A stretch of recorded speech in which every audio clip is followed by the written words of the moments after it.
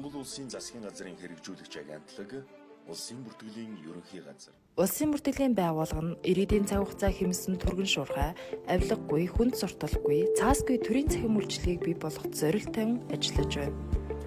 Улсын бүртгэлийн байгууллагын 24/7 цахим төв нь 2024 оны 1 сарын 29-ны өдрөөс эхлэн үйл ажиллагаагаа явуулж байна.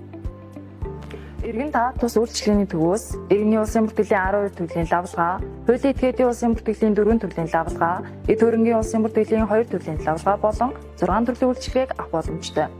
Гадаад паспортны зураг илгээх, тоон гарын сүс шинээр авах, үндэсний цахим гадаад паспорт захиалах, иргэний цахим үнэмлэлийн мэдээлэл авах, иргэний цахим үнэмлэх дахин захиалах болон төлбөр тооцооны үйлчлэгийг авах боломжтой. Цахим төв нь ажлын бус цагаар, ажлын бус өдрөөр буюу 24 цагаар ажилдаг бөгөөд иргэнээс гарах зардал буурч цаг хугацаа хэмнэн үйлчлэгээний шат амжилтыг бууруулж иргэн болон хуулийн этгээд төрд байгаа өөрийн мэдээллийг саадгүй авах боломжтой. Цахим төвөөс бүртгэлийн үйлчлэгээ авах нь авилга болон ашиг сонирхлоос ангид авах боломжийг бүрдүүлдэг давуу талтай юм. Авилгалд дасах хэрэггүй. Шүгэл үлээж авилгын эсрэг нэгдээ.